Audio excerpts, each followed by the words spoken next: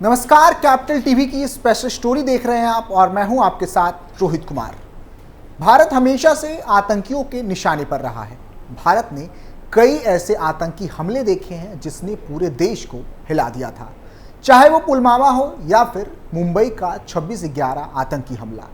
किस प्रकार इन हमलों ने सैनिकों के साथ साथ मासूमों को निशाना बनाया था, ये पूरे देश ने देखा। हालांकि बीते कुछ सालों में ऐसे हमलों में कमी देखने को मिली है, लेकिन इसका कारण ये बिल्कुल भी नहीं कि आतंकियों ने देश को दहलाने की कोशिश ना की हो।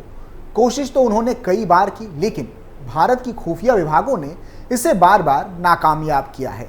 लेकिन अब जो खबर निकलकर सामने आ रही है वो बेहद ही चौंकाने वाली है। आईएसआईएस, जो सबसे खतरनाक आतंकी संगठनों में से एक माना जाता है, उसने अब भारत में अपना पैर पसारना शुरू कर दिया है। क्या है पूरी खबर, बताएंगे आपको आज की स्पेशल स्टोरी। भारत पर आतंकी साया, चल रही है बड़ी तैयारी। आईएसआईएस के खतरनाक मंसूबे, रिपोर्ट में चौंकाने वाला खुलासा। भारत की आर्थिक राजधानी कही जाने वाली मुंबई से बेहद ही चौंकाने वाली खबर सामने आ रही है, जहां मुंबई से 50 किलोमीटर दूर बैकवाटर के पड़गा में आतंकी संगठन आईएसआईएस की गतिविधियां संचालित होने का दावा किया गया है। इन आतंकी गतिविधियों का मास्टरमाइंड साकिब नाचन नाम का आतंकवादी बताया जा रहा है कि पड़गा को आईएसआईएस के सेंटर बनाने की साजिश के चलते ही उसका नाम बदलकर अल शाम कर दिया गया है। रिपोर्ट में दावा किया गया है कि अब अल शाम नाम से जानी जाने वाली पड़गा नाम की जगह शरिया कानून लागू करने की साजिश रची जा रही है। यह जगह अब भारत के कानूनों को मानने के बजाय एक स्वतंत्र क्षेत्र की तरह काम कर रही है। इस जगह को आतंकवाद का केंद्र आतंकवादी साकिब नाचन ने बनाया है। कभी पड़गा एक शांत जगह हुआ करती थी, लेकिन अब यहां अपरिचित और संदिग्ध व्यक्तियों की आवाजाही होने लगी है। यहां रहने वाले लोगों में कट्टरपंथ भी तेजी से पनपा है। बता दें कि ये सारे दावे पत्रकार पंकज प्रसून द्वारा प्रकाशित रिपोर्ट में की गई है। साल 2023 में भी राष्ट्रीय जांच एजेंसी एनआईए ने पड़गा में छापा मारा था। तब 44 ऐसे ड्रोन का पता चला था जिसका प्रयोग मुंबई में हमले के लिए किया जाना था। इन आधुनिक उपकरणों को हासिल करने में आतंकवादियों को निश्चित तौर पर बाहर से सहयोग मिलने का अनुमान लगाया गया था। पर सिर्फ ड्रोन ही चिंता का विषय नहीं था, इसके साथ आतंकी ठिकाने से कट्टरपंथी साहित्य और इजराइल के झंडे भी बरामद हुए थे। इन वस्तुओं से यह अनुमान लगाया गया कि आतंकियों के मंसूबे काफी खतरनाक थे। महानगर मुंबई के इतने पास ऐसे आतंकी केंद्र का सामने आना सुरक्षा के लिहाज से काफी खतरनाक माना जा रहा है। साथ ही इस खतरे को खत्म करने की दिशा में सोचने के लिए भी विवश करता है। साकिब नाचन की बात करें तो साकिब नाचन भारत में आईएसआईएस की जड़ें जमाने में जुटा मुख्य साजिशकर्ता माना जाता है। वह मूल रूप से प्रतिबंधित आतंकी संगठन सिमी से जुड़ा हुआ है। साकिब पर दिसंबर 2002 में मुंबई सेंट्रल रेलवे स्टेशन पर हुए विस्फोट का भी आरोप था। इस विस्फोट में 25 लोग घायल हुए थे। एक माह बाद मुंबई के विले पार्ले एरिया में भी ब्लास्ट हुआ था। इस धमाके में एक व्यक्ति की मौत हो गई थी, जबकि 25 अन्य घायल हो गए थे। इस धमाके का मास्टरमाइंड भी साकिब नाचन को बताया गया था। मार्च 2003 में मुलुंड में हुए बम विस्फोट में भी साकिब नाचन की मुख्य साजिशकर्ता बताया गया था। इस ब्लास्ट में 11 लोग मारे गए थे, जबकि 82 अन्य घायल हो गए थे। साकिब को अप्रैल 2003 में गिरफ्तार कर लिया गया था। वह 7 साल से अधिक समय तक जेल में रहा। 2011 में साकिब को जमानत मिल गई। हालांकि कुछ ही महीने बाद उसे हत्या के प्रयास में एक बार फिर से गिरफ्तार कर लिया गया था। तब साकिब ने विश्व हिंदू परिषद कार्यकर्ता और वकील मनोज रायचा की हत्या की कोशिश की थी। साकिब को मार्च 2016 में अदालत ने आतंकवाद विरोधी कानून के तहत हथियार रखने का दोषी माना था। तब साकिब को 10 साल कैद की सजा सुनाई गई थी। हालांकि साकिब ने महज 1 साल 8 महीने ही जेल में बिताए। नवंबर 2017 में उसे जमानत मिल गई और वो रिहा हो गया। साकिब के खतरनाक इरादे। सिमी के पूर्व पदाधिकारी साकिब नाचन ने मुंबई से सटे पड़गा को एक अलग राज्य बनाने की साजिश रची है।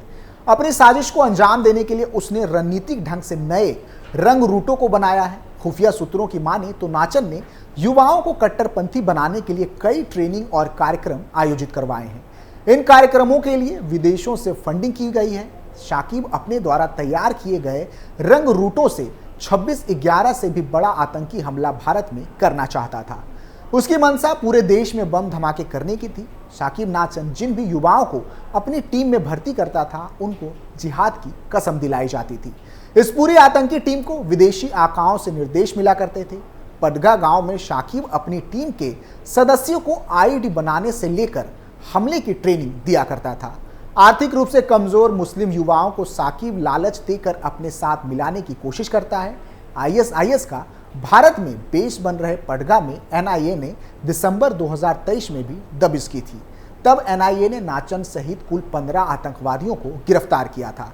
बता दें कि शाकिब की गिरफ्तारी से कुछ महीने पहले ही सुरक्षा एजेंसियों ने उसके बेटे शामिल नाचन को पकड़ा था। शाकिब के बेटे पर भी अपने अब्बा के नक्शे कदम पर चलकर आतंकी हरकतों को संचालित करने का आरोप है। बता दें कि सिर्फ मुंबई ही नहीं बल्कि देश के अन्य हिस्सों पर भी आईएसआईएस की बुरी नजर है। हाल ही में गुजरात एटीएस को एक बड़ी सफलता हाथ लगी है। गुजरात एटीएस को सोमवार को बड़ी सफलता मिली। एटीएस की टीम ने अहमदाबाद एयरपोर्ट से 4 आईएसआईएस आतंकियों को गिरफ्तार किया है। बताया जा रहा है कि अहमदाबाद एयरपोर्ट से पकड़े गए चारों आतंकी श्रीलंकाई नागरिक हैं। ये चारों श्रीलंका से पहले चेन्नई पहुंचे, उसके बाद चेन्नई से अहमदाबाद एयरपोर्ट पर उतरे। यहां पहुंचने के साथ ही गुजरात एटीएस ने इन्हें पकड़ लिया।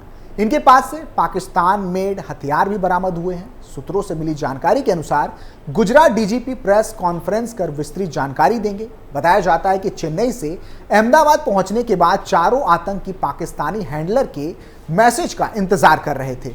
अहमदाबाद से इन्हें टारगेट लोकेशन पर पहुंचना था। इन्हें यहां हथियार मिलने वाले थे। उससे पहले एटीएस ने इन्हें धर दबोचा है। फिलहाल सेंट्रल एजेंसी गिरफ्तार आतंकियों से पूछताछ में जुटी है। बताया जा रहा है कि आतंकियों को यहूदियों के प्रमुख स्थलों को निशाना बनाने का टास्क दिया गया था। उन्हें सिर्फ अपने पाकिस्तानी हैंडलर के इशारे का इंतजार था। वैसे एजेंसी का कहना है कि यह आईएसआईएस का नया प्रयोग है, क्योंकि ऐसा कम ही होता है कि आईएसआईएस विदेशी आतंकी को भारत भेजे।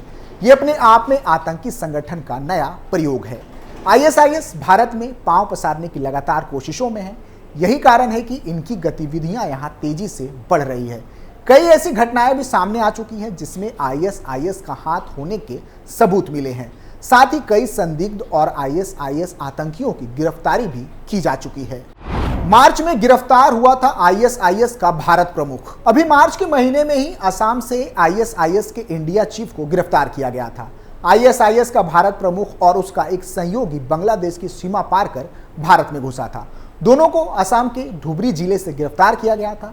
ये भारत में आतंकी फंडिंग और लोगों की आईएसआईएस में भर्ती की गतिविधियों में शामिल थे। बता दें कि पूरी दुनिया में इस वक्त एक ही नाम आईएसआईएस की चर्चा है, लेकिन ये आईएसआईएस है क्या, कैसे आया और क्या है इसका मकसद, इस बारे में जानना भी जरूरी हो जाता है। एक लंबी लड़ाई के बाद अमेरिका इराक को सद्दाम हुसैन के चंगुल से आज़ाद करा चुका था, पर इस आज़ादी को हासिल करने के दौरान इराक पूरी तरह बर्बाद हो चुका था। अमेरिकी सेना के इराक छोड़ते ही बहुत से छोटे मोटे गुट अपनी ताकत की लड़ाई शुरू करने लगे। उन्हीं में से एक गुट का नेता था अबू बकर अल बगदादी। अल कायदा इराक का चीफ वो 2006 से ही इराक में अपनी जमीन तैयार करने में लगा था, मगर तब ना उसके पास पैसे थे, ना कोई मदद और ना ही कोई लड़ाके। दरअसल अमेरिकी सेना 2011 में जब इराक से लौटी तब तक वो इराकी सरकार को बर्बाद कर चुकी थी। सद्दाम मारा जा चुका था, इंफ्रास्ट्रक्चर पूरी तरह से तबाह हो चुके थे और सबसे बड़ी बात यह कि वो इराक में खाली सत्ता छोड़ गए थे। संसाधनों की कमी के चलते तब बगदादी ज़्यादा कामयाब नहीं हो पा रहा था। हालांकि इराक पर कब्जे के लिए तब तक उसने अल कायदा इराक का नाम बदलकर नया नाम आईएसआई यानी कि इस्लामिक स्टेट ऑफ इराक रख लिया था। आईएसआईएस के जन्म के पीछे जाने अनजाने में अमेरिका का ही हाथ रहा है। ठीक वैसे ही जैसे अमेरिका की मदद की वजह से ओसामा बिन लादेन और अल कायदा का जन्म हुआ था, ठीक वैसे ही जैसे 1980 में ईरान के खिलाफ इस्तेमाल के लिए केमिकल हथियार देकर अमेरिका ने सद्दाम को सद्दाम हुसैन बनाया, ठीक वैसे ही जैसे सीरिया के फ्रीडम फाइटर को अमेरिका ने हथियार और ट्रेनिंग दी और अब वही फ्रीडम फाइटर आईएसआईएस के बैनर तले लड़ रहे हैं और इस्लाम के नाम पर पूरे विश्व में आतंक फैला रहे हैं, जहां भारत भी उनका एक मुख्य निशाना है। फिलहाल के लिए इतना ही। आप देखते रहिए कैपिटल टीवी उत्तर प्रदेश। नमस्कार।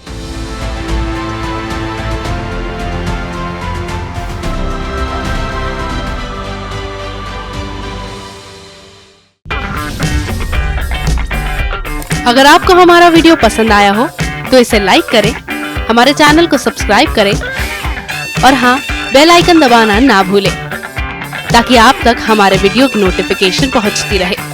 आप अपना सुझाव हमें कमेंट बॉक्स में दे सकते हैं। हमारे साथ जुड़ने के लिए शुक्रिया।